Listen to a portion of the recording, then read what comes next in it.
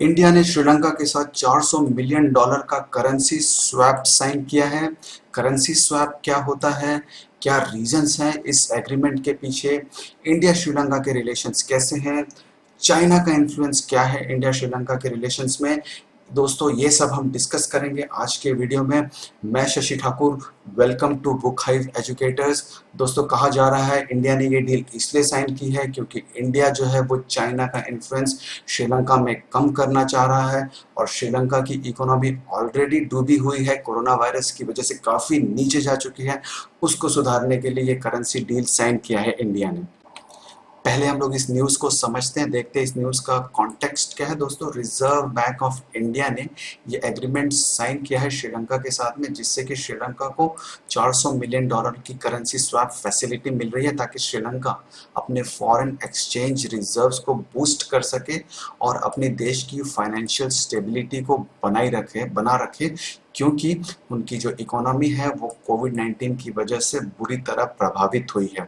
साथ ही साथ इंडिया के हाई कमीशन ने कोलंबो से ये कहा है कि ये जो करेंसी स्वैप फैसिलिटी है ये श्रीलंका को नवंबर 2022 तक अवेलेबल रहेगी। इसके अलावा श्रीलंका ने इसी साल अप्रैल महीने में जानकारी दी थी कि वो south Asian association for regional cooperation यानी सार्क के फ्रेमवर्क के अंतर्गत आरबीआई के साथ एक एग्रीमेंट में एंटर करने वाला है, जिससे कि उसको करेंसी स्वैप फैसिलिटी मिलने वाली है $400 मिलियन की।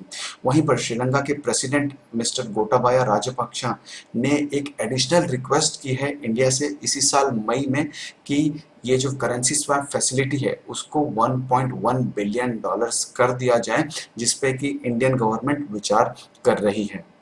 अब हम समझते हैं करेंसी स्वैप क्या होता है, यानी व्हाट इज करेंसी स्वैप। दोस्तों इसमें क्या होता है, एक देश दूसरे देश के सेंट्रल बैंक को डॉलर्स प्रोवाइड करता है, वहीं जो दूसरा देश है वो पहले देश को इक्विवेलेंट फंड्स देता है अपनी करेंसी में, जो कि मार्केट एक्सचेंज रेट के हिसाब से चल रहा है जब ये ट्रांजैक्शन होता है। अब इसको मैं एक सिंपल लैंग्वेज में आपको बता देता हूँ। हमारे केस में क्या हो रहा है, इंडिया श्रीलंका को डॉलर्स प्रोवाइड कर रहा है और श्रीलंका जो है वो उस डॉलर के इक्विवेलेंट श्रीलंका की जितनी भी करेंसी है आज के मार्केट एक्सचेंज रेट के मुताबिक उतनी करेंसी वो इंडिया को दे रहा है। तो इस स्वैप में ये एग्रीमेंट होता है दोनों ही देशों के बीच में कि कुछ समय बाद, मतलब फ्यूचर में, वो एक दिन भी हो सकता है, एक साल भी हो सकता है, 2 साल भी हो सकता है, सेम एक्सचेंज रेट पे ये जो करेंसीज हमने एक्सचेंज की है वो फिर से एक्सचेंज कर दी जाएगी। यानी इंडिया जो है वो फिर से श्रीलंकन करेंसी श्रीलंका को दे देगा और श्रीलंका जो है वो डॉलर्स फिर से इंडिया को दे देगा। और श्रीलंका के केस में दोस्तों ये 2 साल से भी ज़्यादा है, नवंबर 2022 तक है। सबसे बड़ा एडवांटेज दोस्तों करेंसी स्वैप में ये होता है कि करेंसी स्वैप जो है वो मार्केट रिस्क से बचे हुए होते हैं, क्योंकि इसमें कोई भी एक्सचेंज रेट का मामला नहीं होता और जिस देश को डॉलर्स मिलते हैं उनके पास ये फ्लेक्सिबिलिटी होती है कि वो ये फॉरेन एक्सचेंज रिजर्व्स कभी भी यूज़ कर सकते हैं, किसी भी पर्पस के लिए यूज़ कर सकते हैं, ताकि जो वो अपना बैलेंस ऑफ पेमेंट्स का लेवल और शॉर्ट टर्म लिक्विडिटी को मेंटेन कर सकें। अब देखते हैं अन्य कौन से ऐसे देश हैं जिनके साथ इंडिया ने करेंसी स्वैप कर रखा है। तो दोस्तों इंडिया ने जापान के साथ में 75 बिलियन बायलैटरल करेंसी का स्वैप कर रखा है। इंडिया ने $75 बिलियन जापान से ले रखे हैं। जापान के पास दुनिया में सेकंड हाईएस्ट डॉलर रिजर्व्स हैं, सबसे ज़्यादा डॉलर रिजर्व्स हैं चाइना के पास में। जापान के अलावा दूसरे देश जिनके साथ इंडिया करेंसी स्वैप कर सकता है वो है सार्क ऑर्गेनाइजेशन के देश south Asian association for regional cooperation. इनमें आते हैं अफगानिस्तान, बांग्लादेश, भूटान, मालदीव्स, नेपाल, पाकिस्तान और श्रीलंका। तो श्रीलंका के साथ हमने जो ये करेंसी स्वैप किया है वो इसी फ्रेमवर्क के अंडर है जो इंडिया ने साइन किया था 2019 से 2022 तक। इंडिया लेंडिंग करेगा यानी करेंसी स्वैप करेगा सार्क देशों के साथ में, लेकिन इंडिया ने एक लिमिट सेट कर रखी है, वो लिमिट है $2 बिलियन, यानी $2 बिलियन से ज़्यादा इंडिया किसी के साथ करेंसी स्वैप नहीं करेगा। तो इसका फ़ायदा ये होता है कि जो दूसरे देश हैं सार्क के वो इंडिया से करेंसी स्वैप कर सकते हैं यूएस डॉलर्स में, वो इंडिया से यूरोज ले सकते हैं वो, या फिर वो इंडिया की करेंसी भी ले सकते हैं और इसका मेन एडवांटेज ये था, इसका मेन एम ये था कि जितने भी देश, ये जो हमारे सार्क के देश हैं, अगर उनके कंट्री में कोई टेम्पररी प्रॉब्लम है, यानी उनके पास फॉरेन एक्सचेंज की लिक्विडिटी कम हो गई है या फिर उनका बैलेंस ऑफ पेमेंट्स अगर बिगड़ गया है, तो वो शॉर्ट टर्म में करेंसी स्वैप करके अपनी पोजीशन को सुधार सकते हैं, और जैसे ही उनकी पोजीशन ठीक होती है वैसे ही वो फिर से अपनी करेंसी को स्वैप कर लेंगे। अब हम इंडिया श्रीलंका के रिलेशंस पे एक नज़र डालेंगे, क्या पॉजिटिविटी है दोनों ही देशों के रिलेशंस में। दोस्तों, इंडिया जो है वो श्रीलंका का सबसे करीबी नेबर है, और दोनों ही देशों के जो रिलेशन हैं वो 2500 से भी ज़्यादा साल पुराने हैं, और ये रिलेशनशिप्स बिल्ड हुए हैं दोनों ही देशों के बीच में जो इंटेलेक्चुअल, कल्चरल, रिलीजियस और लिंग्विस्टिक इंटरकोर्स हुआ है उसकी बेसिस पे बिल्ड हुए। जैसे कि दोस्तों, तमिलनाडु में भी तमिल बोली जाती है और श्रीलंका में भी तमिल बोली जाती है।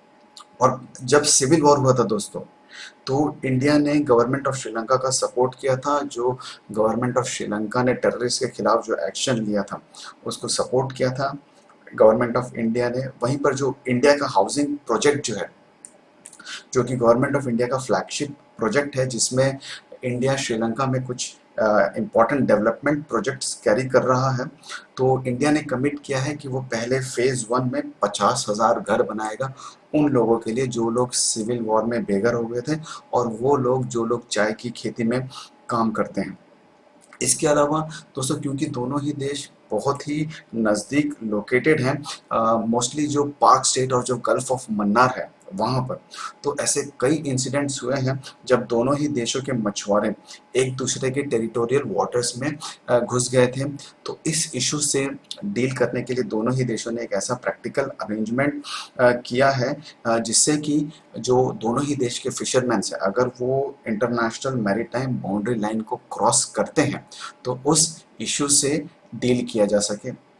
इसके अलावा इंडिया और श्रीलंका की जो मिलिट्रीज हैं वो दोनों मिलकर एक जॉइंट मिलिट्री एक्सरसाइज करते हैं जिसका नाम है मित्र शक्ति, और जो नेवीज दोनों ही देशों की जो एक्सरसाइज करती हैं उसका नाम है स्लिनेक्स। और बहुत ही रिसेंटली चेन्नई से जाफना की जो फ्लाइट सर्विस, जिसको कि सस्पेंड कर दिया गया था कई दशकों पहले जो सिविल वॉर चला था, इसकी वजह से उसको सस्पेंड कर दिया गया था, उसको भी अब रेज्यूम कर लिया गया है। अब हम देखते हैं इंडिया श्रीलंका के रिलेशंस में जो प्रॉब्लम आई है, जो रुकावट आई है चाइना की वजह से, उन पे हम थोड़ा लाइट डालते हैं। जैसे कि हम लोग जान रहे हैं कि इंडिया और चाइना के बीच में काफ़ी टेंशन्स बढ़ी हुई है लद्दाख में। ये अराउंड मिड में से ये इशू चल रहा है, जबकि चाइना के जो सोल्जर्स हैं वो लद्दाख की गलवान वैली में घुस गए थे, उस टेरिटरी को अपना क्लेम करने लगे थे।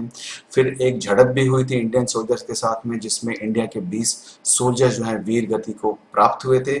इसके बाद इंडिया ने बहुत सारे मेजर्स लिए थे, जैसे कि चाइनीज़ ऐप को बंद कर दिया गया था। टिकटॉक जो उसमें सबसे फेमस ऐप है, आप जानते होंगे। यूसी वेब ब्राउज़र, उसको भी बंद कर दिया गया था, जो कि अलीबाबा द्वारा बैक्ड कंपनी है। फिर यूसी वेब ब्राउज़र ने इंडिया में अपने ऑपरेशंस को बंद कर दिया, इंडियन एम्प्लॉयज़ को ले ऑफ कर दिया, निकाल दिया उनको। उसके बाद दोस्तों ये हुआ कि इंडिया जो है अब फ्रांस से रफाल जेट्स खरीद रहा है, जो कि 29 जुलाई को जिनकी डिलीवरी हो जाएगी, जो कि हरियाणा के अंबाला में जिनको रखा जाएगा, जो वहाँ पे एयरबेस है। इसके साथ ही इंडिया जो है यूनाइटेड स्टेट से P8I यानी पोसाइडन एयरक्राफ्ट भी खरीद रहा है, जिसको सबमरीन किलर कहा जाता है, जिससे चाइना ऑलरेडी नाराज़ है। और इंडिया में ऑलरेडी बॉयकॉट चाइना का सेंटिमेंट चल रहा है, जिससे कि गवर्नमेंट ने बहुत सारी चाइनीज़ कंपनी के कॉन्ट्रैक्ट्स को कैंसिल कर दिया है। तो इसी के बीच में दोस्तों श्रीलंका ने भी क्या किया, श्रीलंका, इंडिया और जापान ने 2019 में एक पैक्ट साइन किया था, जिसमें कि ये तीनों ही देश मिलकर श्रीलंका का जो ईस्ट कंटेनर टर्मिनल है, जो कि कोलंबो पोर्ट पे लोकेटेड है, इसको डेवलप करने वाले थे। लेकिन रिसेंटली श्रीलंका ने कहा कि वो इस पैक्ट को रिलुक करेंगे, एक बार फिर से इसका रिवीजन करेंगे। तो इंडिया को ये शक है कि चाइना ने ही सजेशन दिया होगा इस तरह का, जो श्रीलंका के प्रेसिडेंट हैं गोटाबाया राजपक्षा को, इस पैक्ट को रिव्यू करने के लिए। इसके अलावा जो दूसरा इशू है दोस्तों, श्रीलंका ने अपना हम्बनटोटा पोर्ट, जो कि यहाँ पर लोकेटेड है, वो चाइना को 99 ईयर्स के लीज पर दे दिया है। तो चाइना ने दोस्तों ये इमेज प्रोजेक्ट की थी कि वो ये प्रोजेक्ट जो है वो कमर्शियल ऑपरेशंस के लिए ले रहे हैं, लेकिन ये इंडिया के लिए एक चिंता का विषय है। क्यों चिंता का विषय है?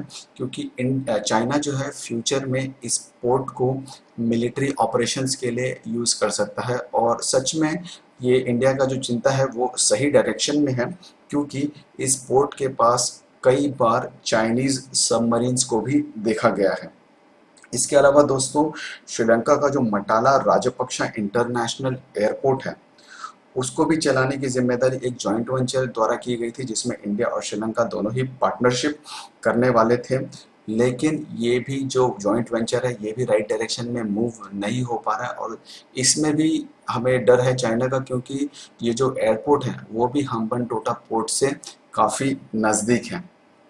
इसके अलावा श्रीलंका के जो ईस्टर्न प्रोविंस में उनका Sampur thermal power station project जो कि लोकेटेड है, उसको भी चलाने की जिम्मेदारी एनटीपीसी को, यानी नेशनल थर्मल पावर कॉरपोरेशन को मिलने वाली थी, जो कि एक इंडियन पब्लिक सेक्टर कंपनी है। इसको भी कैंसिल करना पड़ा, और श्रीलंकन गवर्नमेंट ने इसके पीछे रीज़न दिया था कि इसको हम एनवायरमेंटल इश्यूज़ की वजह से कैंसिल कर रहे हैं। तो दोस्तों, ये कुछ इश्यूज़ हैं इंडिया श्रीलंका रिलेशंस की वजह से, जो कि चाइना की वजह से हैं। तो ये था आज का वीडियो। अगर आपको पसंद आया होगा तो प्लीज़ लाइक और शेयर करिएगा, चैनल को सब्सक्राइब करिएगा। कल हम हाजिर होंगे आपके सामने एक नए वीडियो के साथ में। Thank you very much.